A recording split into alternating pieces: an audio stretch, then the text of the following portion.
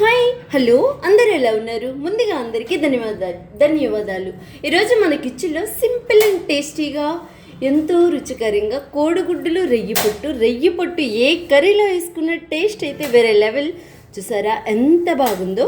అయితే ఆల్రెడీ కోడిగుడ్లు ఉడకబెట్టి పెట్టేశాను. మనం ఈ రొయ్యి పొట్టిని గోరువెచ్చని వాటర్లో వేసుకోవాలి. ఓకే, ఇక్కడ ఒక బాండి ఇలా ఎడల్పు గిన్నె తీసుకొని ఈ గిన్నెలో మనం ఈ రొయ్యి పొట్టుని వేసేసుకుందాం. వేసుకున్న తర్వాత కాస్తంత నీళ్ళు వేసుకోండి. నీళ్ళు వేసుకుంటే ఏమవుద్దంటే దానికి ఉన్న మట్టి ఇంకా చెత్త చెడరం ఏమున్నా కానీ నీట్గా క్లీన్ అయిపోతుంది. అయితే దీన్ని పక్కన పెట్టేసుకుందాం. ఒక 15 నిమిషాల సేపు దీన్ని పక్కన పెట్టేసుకుందాం. స్టవ్ పైన బాండి పెట్టుకున్నాను. ఈ బాండీలో 2.5 స్పూన్ వరకు ఆల్రెడీ నూనె అయితే పోసేసాను. ఆల్రెడీ ఉడికించుకున్న కోడిగుడ్లు అయితే మనందరికీ తెలుసు కదా ఉడికించుకోవడం. నూనె అయితే కాస్తంత వీటెక్కాలి. మన కోడిగుడ్డులు ఉడికించిన తర్వాత ఇలా ఒక స్పూన్తో ఇలా ఓల్సి పెట్టండి. ఎందుకంటే గుడ్డుల్ని మనం ఏగిచ్చేటప్పుడు మన పైకి చాలా పెద్దగా ఒక్కొక్కసారి తిల్లిపోతాయి అన్నమాట.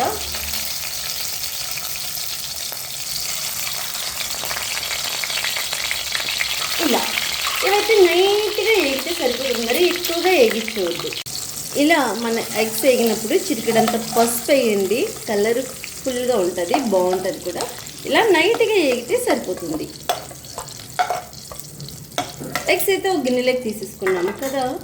ఇప్పుడు ఆల్రెడీ మనం గోరువెచ్చని వాటర్లో రొయ్యి పొట్టు నానేసుకున్నాం కదా, అది కడిగేసి 2-3 సార్లు కడిగాను. మళ్ళీ నార్మల్ వాటర్ వేసి అది మనం ఇందులో వేసి ఎగించుకొని తీసుకున్న రొయ్యి పొట్టు అయితే వాటర్లో కడిగేసాక చేతితో గట్టిగా పిసికేయాలి. వాటర్ లేకుండా పిండిస్తుంటే డ్రై అయిపోతుంది అనమాట.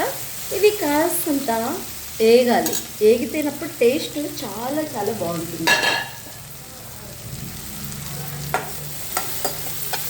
జస్ట్ ఒక 5 నిమిషాలు వేగితే సరిపోతుంది.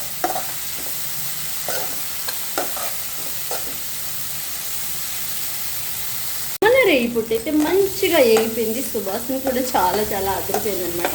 ఇది కూడా ఒక గిన్నెలోకి తీసుకున్నాం. మనం ఎగించుకునే రొయ్యి పొట్టు తీసుకున్నాం కదా, ఇంకొక 1.5 స్పూన్ వరకు నూనె అయితే పోసుకుందాం. ఇది రొయ్యి పొట్టు కోడిగుడ్డు కర్రీ కోసం కాస్తంత ఆయిల్ వాడచ్చు. ఎందుకంటే కాస్తంత మనం నీసుకోర్లు వండేటప్పుడు కాస్తంత ఆయిల్ ఎక్కువగానే పడుతుంది. అలాగే ఒక మిడిల్ పాటు ఉల్లిపాయలు ఒక 3 తీసుకొని చిన్న చిన్న ముక్కలుగా కట్ చేసేసాను. ఈ రొయ్యి పొట్టు కోడిగుడ్డు కర్రీకి ఉల్లిపాయలు ఎక్కువే పడతాయి. ఇలా 3 ఉల్లిపాయలు తీసుకొని చిన్న చిన్న ముక్కలు కట్ చేసేసి ఇది కాస్తంత లైట్ గోల్డెన్ కలర్ వచ్చేదాకా వేగించుకోవాలి. ఉల్లిపాయ వేగంగా వేగాలంటే మనం ఉల్లిపాయ వేగంగా వేగాలంటే ఎంబడే సాల్ట్ని మనం యాడ్ చేసుకోవాలి. ఓకే, ఈ ఉల్లిపాయ గోల్డెన్ కలర్ వచ్చేదాకా వేగించుకోండి. ఇలా ఒక 3 పచ్చిమిరపకాయలు తీసుకుని 1-2 మధ్యగా చేసుకోవాలి. అలాగే 2 మిడిల్ పాటు టమోటాలు తీసుకొని చిన్న చిన్న ముక్కలు కట్ చేసుకొని ఇందులో వేసి ఇదంతా మంచిగా మగ్గేదాకా ఉంచుకోవాలి. ఇదంతా మంచిగా మగ్గితే సరిపోతుంది.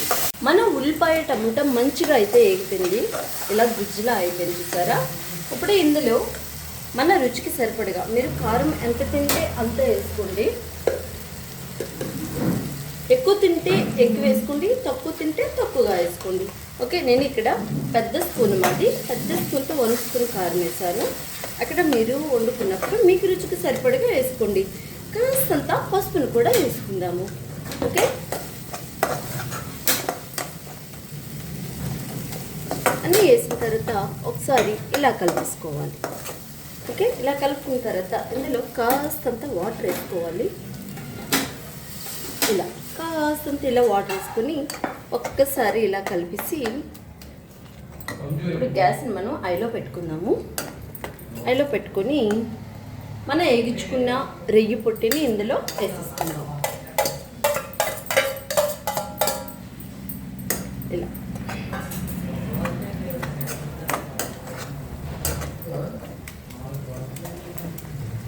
అలాగే వేగించుకున్న రొయ్యి పొట్టుతో పాటు ఒక గుడ్డు మాయం చేసేసారనమాట మా ఉడతలు. ఇవి కూడా ఇందులో వేసేసుకోవాలి.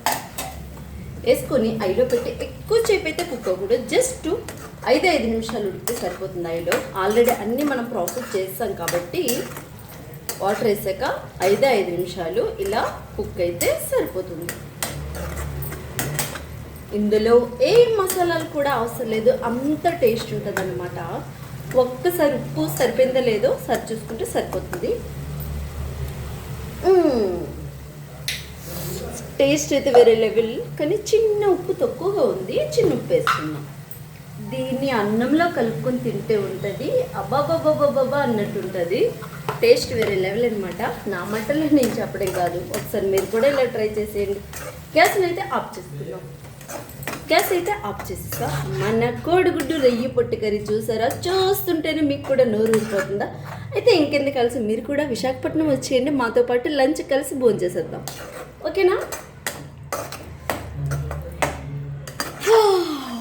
వా అంటే వా అన్నట్టు ఉంది. ఈ వీడియో మీకు కూడా నచ్చిందా? మన వంటలక్క ఫర్ యూ యూట్యూబ్ ఛానల్లో చాలా ఆరోగ్యమైన వీడియోస్ ఉన్నాయి, చూసేయండి. వీడియో కనుక నచ్చితే ఒకే ఒక లైక్ చేయండి. మీరు ఇంకా సబ్స్క్రైబ్ చేసుకోకపోతే సబ్స్క్రైబ్ కూడా చేసేయండి. నెక్స్ట్ మంచి సరికొత్త సింపుల్ అండ్ టేస్టీ కర్రీతో మళ్ళీ కలుసుకుందాం. అంతవరకు మీ అందరికీ బాయ్ బాయ్.